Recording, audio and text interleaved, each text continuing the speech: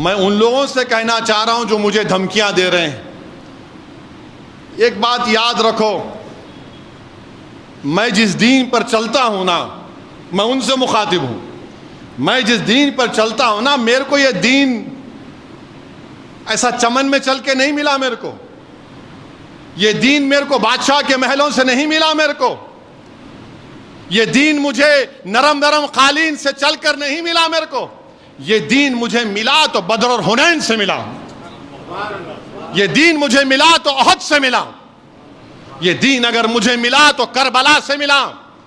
اس دین کی بنیادوں میں عباس علمبردار کا خون ہے ظالموں، تم مجھے جانتے نہیں، تم میرے دین کو نہیں جانتے۔ مار دیں گے، رے تو مارنا چاہے مار لے، میرا وقت نہیں ہے تو نہیں مروں گا، وقت ہے تو برابر مروں گا۔ تم کیا مار دیں گے؟ مار دیں گے۔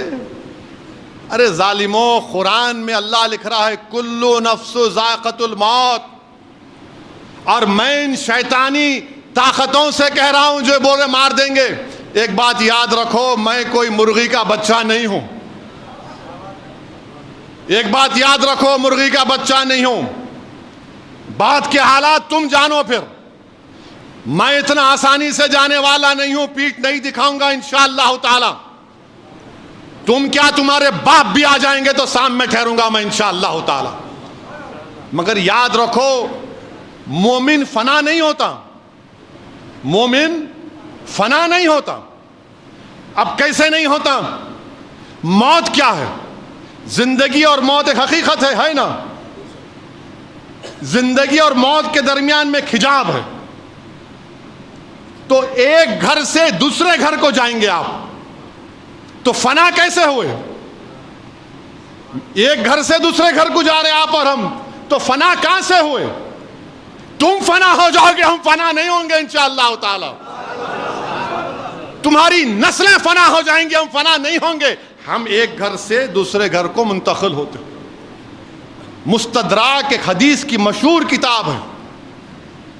عمر بن عبدالعزیز رضی اللہ تعالیٰ عنہ کہتے ہیں کہ آخرت کی زندگی کی تیاری کرو، مومن فنا نہیں ہوتا، وہ ایک گھر سے دوسرے گھر کو جاتا، ایک گھر سے دوسرے گھر کو جاتا ہے۔ تو موت سے ڈرنا نہیں ہے، مگر ڈرنا اس بات سے کہ موت کے بعد کیا ہوگا۔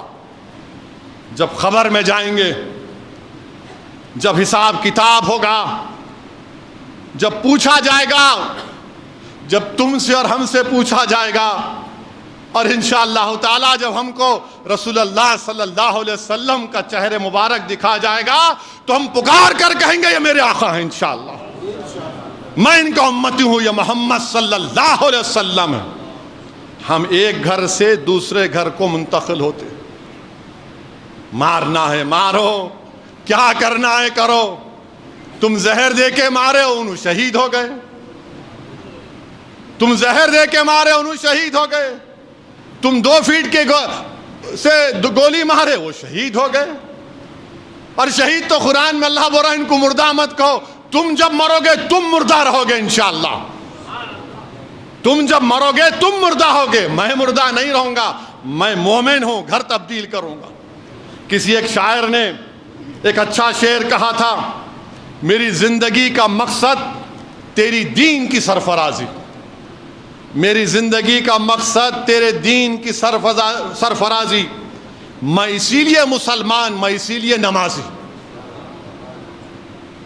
میری زندگی کا مقصد تیری دین کی سرفرازی، میں اسی لیے مسلمان، میں اسی لیے نمازی۔ کسی ایک عاشق رسول نے بڑا اچھا کہا موت خبر کے بارے میں، کفن کے بارے میں۔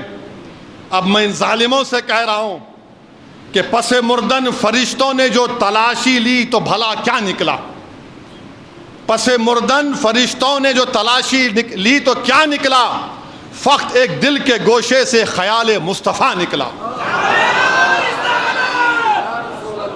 پس مردن فرشتوں نے جو تلاشی لی تو بھلا کیا نکلا، فقط ایک دل کے گوشے سے خیال مصطفیٰ نکلا۔ یہی ہوگا میرے سے بھی انشاءاللہ، ہم تمام سے ہی ہوگا انشاءاللہ تعالیٰ۔ پس مردن فرشتوں نے تلاشی لی تو کیا نکلا، فقط ایک دل کے حصے سے خیال مصطفیٰ نکلا۔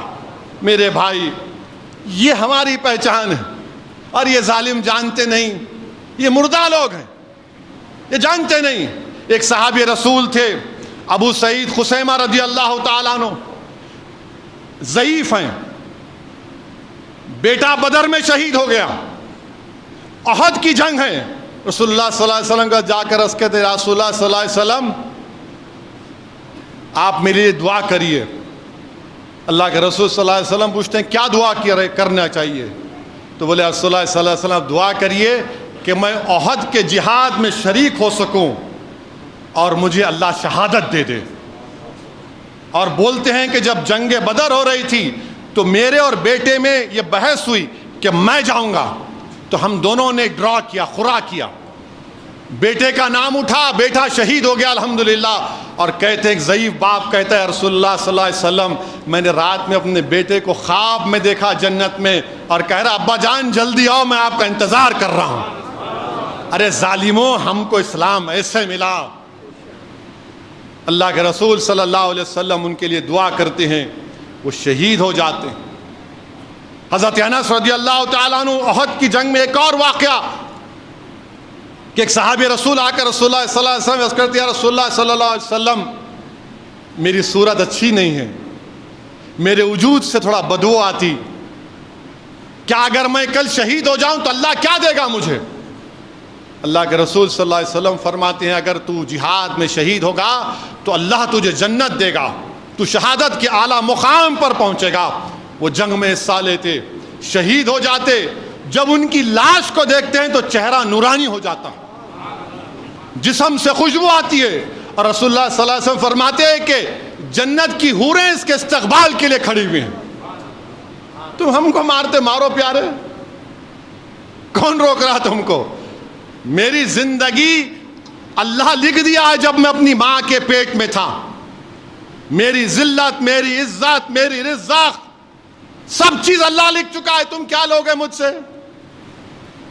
ارے یاد رکھو دنیا میں رہیں گے تو غازیوں کی طرح رہیں گے، یا پھر موت آئے گی تو شہادت کو پسند کریں گے، اور حشر کے میدان اپنے ماں باپ کو شرمندہ ہونے نہیں دیں گے انشاءاللہ تعالی۔